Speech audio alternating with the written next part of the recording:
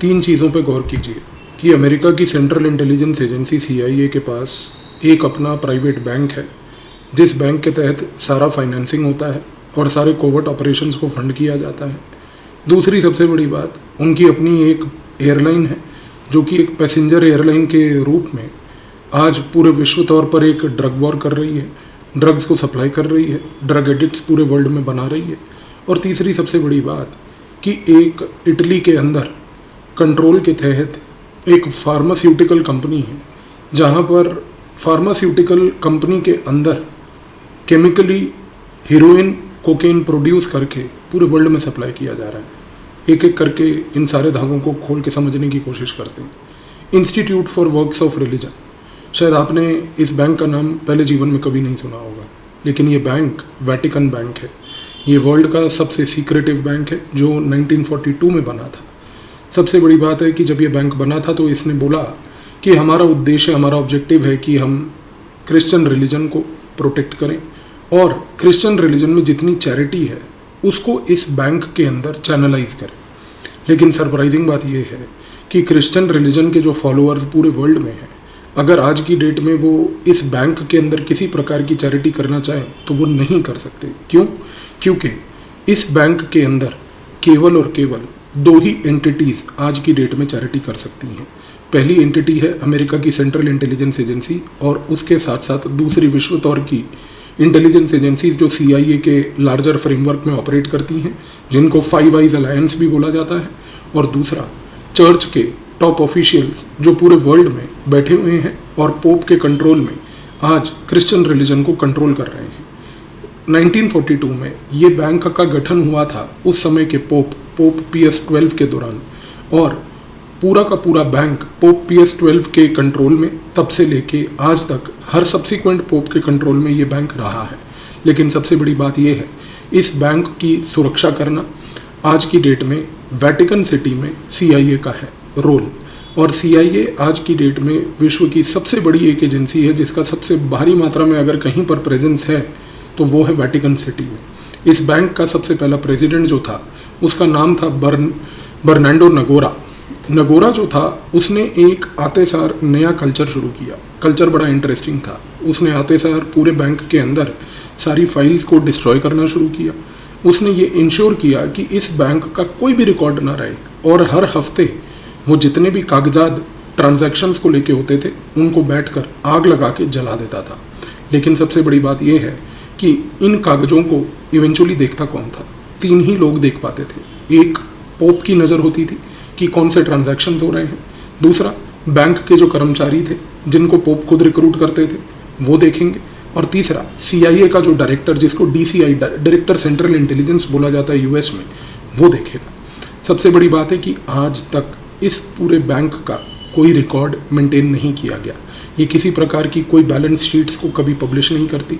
और तो और जितने भी बाज़ेल नॉर्म्स हैं जो सो कॉल्ड बैंकिंग सेक्टर के लिए पूरे विश्व तौर पर लगाए जाते हैं, और बाज़ेल नॉर्म्स एक बहुत बड़ा ग्लोबल स्कैम है, कभी इसके बारे में एक डिटेल्ड वीडियो बनाकर आपको बताऊंगा। लेकिन ये बाज़ेल नॉर्म्स इन बैंक्स के ऊपर, जो बाकी पूरे विश्व तौर पर सारे private sector, public sector bank से सबके ऊपर एप्लीकेबल है, लेकिन वेटिकन बैंक यानी कि institute for religion of works के ऊपर बिल्कुल एप्लीकेबल नहीं है। बड़ी आयरॉनिकल बात है। 1942 में जब ये बैंक बना, इसके बाद दो और इवेंट्स हुए। 1945 में CIA ने अपनी एक पैसेंजर एयरलाइन को फ्लोट किया, उसका नाम था अमेरिकन एयर। अमेरिकन एयर का उद्देश्य केवल ये था कि वो विश्व के सामने एक पैसेंजर एयरलाइन होगी, लेकिन ये पैसेंजर एयरलाइन पैसेंजर्स के साथ साथ पूरे वर्ल्ड में इलीगल कैश और पूरे वर्ल्ड में कोकेन ट्रांसपोर्ट करेगी। अमेरिकन एयर बहुत लंबे समय तक सिविलियन ऑपरेशंस करती रही। इंटरनेशनल सिविल एविएशन ऑर्गेनाइजेशन जो इंटरनेशनल लेवल पे ICAO भी है, उसका कोई रोल नहीं था, कोई चेक्स नहीं थे।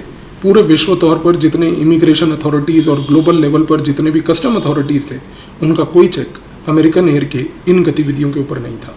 दूसरा इवेंट ये हुआ कि 1947 में CIA ने पोप पियूस के साथ एक नेक्सस बनाते हुए एक और नया काम शुरू किया, और वो काम ये था कि उस समय 1947 में अमेरिका के राष्ट्रपति प्रेसिडेंट हैरी ट्रूमैन ने वेटिकन बैंक को $350 मिलियन का कैश दिया। पोप ने इस पैसे को लेके सबसे पहले गठन किया एक पॉलिटिकल पार्टी का जिसका नाम था क्रिश्चियन डेमोक्रेटिक पार्टी CDP। आज की डेट तक क्रिश्चियन डेमोक्रेटिक पार्टी पूरे यूरोप में एक बड़ी प्रसिद्ध पार्टी है, पूरे लैटिन अमेरिका में एक बड़ी प्रसिद्ध पार्टी है, साउथ ईस्ट एशिया के कई देशों में एक बड़ी प्रसिद्ध पार्टी है। क्रिश्चियन डेमोक्रेटिक पार्टी पोप के निगरानी में बनाई गई। क्रिश्चियन डेमोक्रेटिक पार्टी का उद्देश्य उस समय 1947 में था कि शीत युद्ध के दौरान, कोल्ड वॉर के दौरान वो पूरे के पूरे सोवियत यूनियन के कम्युनिज्म को वीकन करने के लिए एक रिलीजियस लड़ाई लड़े, एक रिलीजियस जिहाद लड़े।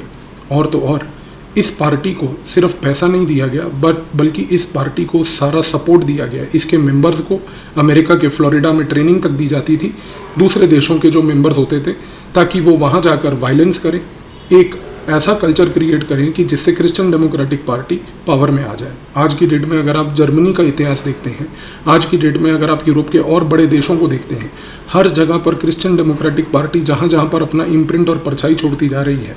भूलिएगा मत, CIA बैक्ड पोप के कंट्रोल में ये पार्टी ऑपरेट करती है आज की डेट में। हैरी ट्रूमैन ने एक काम और किया, उसने पहले तो $350 मिलियन तो दिए ही थे ताकि वेटिकन बैंक में ये पैसा रख के पोप क्रिश्चियन डेमोक्रेटिक पार्टी को बनाकर प्रयोग कर सके। लेकिन इसके साथ साथ क्रिश्चियन डेमोक्रेटिक पार्टी ने हैरी ट्रूमैन के लीडरशिप के दौरान एक और काम किया। पोप ने इटली के अंदर रेकमेंड करके एक बहुत बड़ा एक गेम प्लान खेला। पोप ने बोला कि इटली को हम बेस बनाएंगे और इटली के अंदर क्रिश्चियन डेमोक्रेटिक पार्टीज़ को यहाँ से बेसिकली ऑर्केस्ट्रेट करके ट्रेन करके पूरे विश्व तौर पर एक क्रिश्चियन जिहाद लड़ेंगे। इसके बाद 1960 के दशक में एक बड़ा महत्वपूर्ण डेवलपमेंट और हुआ, और वो डेवलपमेंट ये था कि उस समय अमेरिका की CIA ने एक इटली के अंदर एक फार्मास्यूटिकल कंपनी का गठन करवाया। इस फार्मास्यूटिकल कंपनी का नाम था स्कियापरेली। स्कियापरेली जो है उसको एक ऑर्डर दिया गया कि वो बनाएगी हाई क्वालिटी कोकेन। ये हाई क्वालिटी कोकेन जो स्कियापरेली बनाएगी, वो कोकेन दिया जाएगा सबसे पहले सिसिली के माफिया को। सिसिली का माफिया क्या करेगा कि उस माफिया के थ्रू, सिसिली का जो माफिया है CIA के बैकिंग से वो पूरे यूरोप में, और ख़ास करके उस यूरोप में जो सोवियत यूनियन के कंट्रोल में था उस समय, उस यूरोप के पार्ट में स्कियापरेली के मैन्युफैक्चर्ड कोकेन को सप्लाई किया जाएगा। इसके साथ साथ जब ये काम शुरू हुआ तो उस समय CIA को ये भी लगा कि क्यों इसके ऑपरेशंस हम सिर्फ यूरोप में लिमिट करना चाहते हैं, हम इसको विश्व तौर पर क्यों नहीं प्रयोग करते, क्यों ना स्कियापरेली का मैन्युफैक्चर्ड कोकेन लैटिन अमेरिका में भी जाए, क्यों ना स्कियापरेली का मैन्युफैक्चर्ड कोकेन जो है वो आज की डेट में एशिया के देशों में भी जाए। और फिर यही हुआ। स्कियापरेली जब ये कोकेन को मैन्युफैक्चर करता था, उसके बाद CIA ने नए फ्रंट ऑर्गेनाइजेशंस क्रिएट करे। एक फ्रंट ऑर्गेनाइजेशन उन्होंने क्रिएट करा जिसका नाम था पलेर्मो। पलेर्मो एक कंपनी थी जिसको लुसियाना के कंट्रोल को दिया गया और डॉन कालो के कंट्रोल को दिया गया। डॉन कालो, लुसियाना, ये दो लोग एक पलेर्मो नाम की कंपनी जो थी उसको चलाने लगे। पलेर्मो बड़ी फेमस कंपनी है। पलेर्मो चॉकलेट मैन्युफैक्चर है।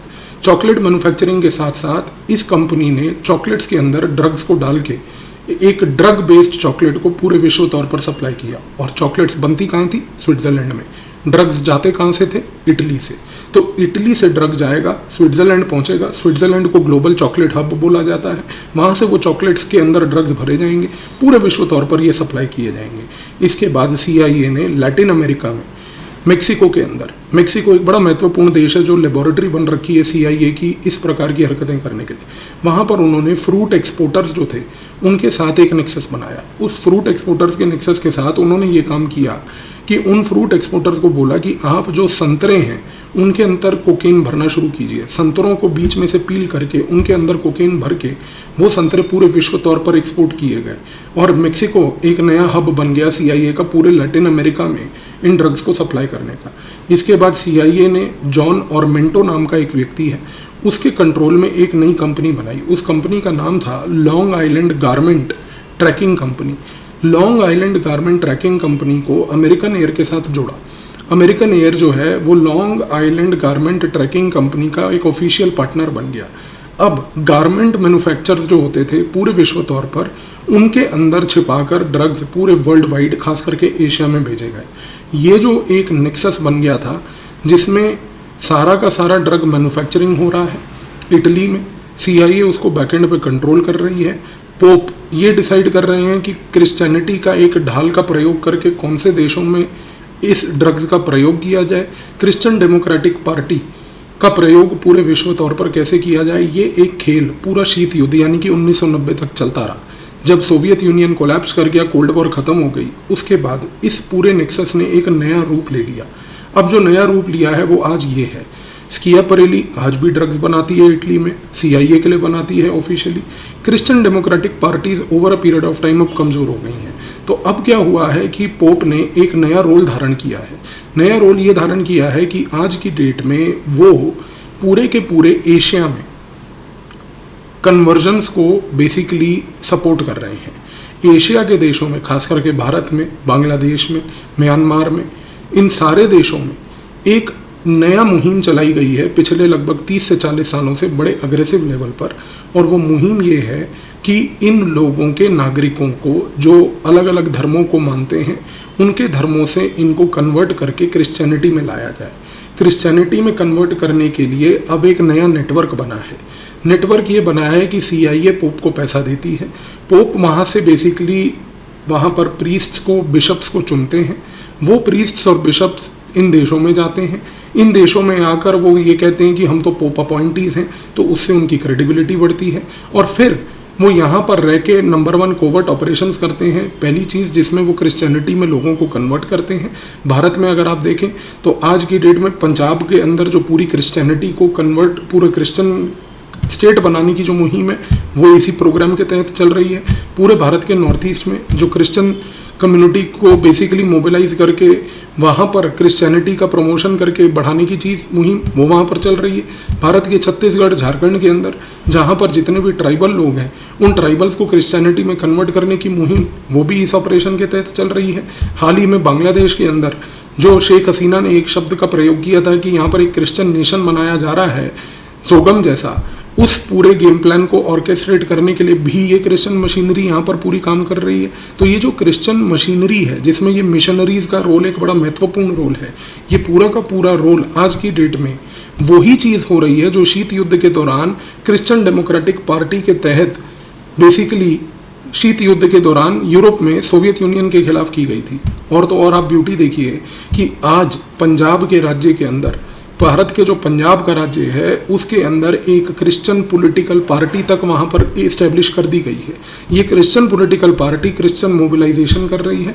आने वाले 10 से 12 सालों के अंदर अंदर आप देखेंगे कि क्रिश्चियन डेमोक्रेटिक पार्टी का एक लोकलाइज्ड वर्जन पंजाब के अंदर दिखेगा आपको, नॉर्थ ईस्ट में दिखेगा आपको।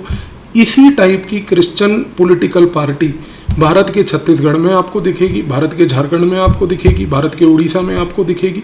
इन सारे राज्यों में जहाँ पर हमारे ट्राइबल पॉपुलेशन रहती है उनको जो ये कन्वर्ट करके क्रिश्चियनिटी में लाया जा रहा है, लॉन्ग रन में इन सबको एक पॉलिटिकल वोट बैंक बनाया जाएगा। और इसके बाद ये जो छोटे छोटे क्रिश्चियन नेशंस हैं इनको कार्व आउट करने का तरीका, और भारत जैसे देश को, बांग्लादेश को, म्यांमार को, इनको तोड़ के छोटे छोटे क्रिश्चियन देश बनाने की एक जो मुहिम है वो इस पूरे प्रोग्राम से एक्शन आज की डेट में होगी। और सबसे बड़ी बात ये देखिए आप कि CIA इन पूरे कैंपेन्स को किस डिज़ाइन के तहत, किस सटीक तरीके के तहत बैक कर रही है, वेटिकन सिटी से। सो ये जो CIA वेटिकन सिटी का नेक्सस है ये आपको पंजाब में भी दिखेगा, ये आपको बाकी देश के हमारे जो बाकी राज्य हैं वहाँ पर भी दिखेगा। और 2 चीज़ों पर गौर करिएगा, जैसा मैंने आपको बताया, पहला अभी तो क्रिश्चियन कन्वर्जन चल रहा है, लेकिन क्रिश्चियन कन्वर्जन के बाद दूसरा स्टेप आएगा क्रिश्चियन मोबिलाइजेशन, और तीसरा स्टेप होगा क्रिश्चियन पार्टीज़ जो पंजाब में ऑलरेडी इस्टेब्लिश हो चुकी है। धीरे धीरे क्रिश्चियन पॉकेट्स बनेंगे, धीरे धीरे क्रिश्चियन पार्टीज बनेंगी। और भारत जैसे देश में जब ये होने लगेगा तो आप देखेंगे कि ये पॉलिटिकल केओस भारत को कैसे नीचे ही लाता जाएगा। तो ये जो चीज़ें चल रही हैं इसका अनफॉर्चुनेटली अभी तक भारत की सरकार, भारत की इंटेलिजेंस एजेंसीज के पास कोई तोड़ नहीं है।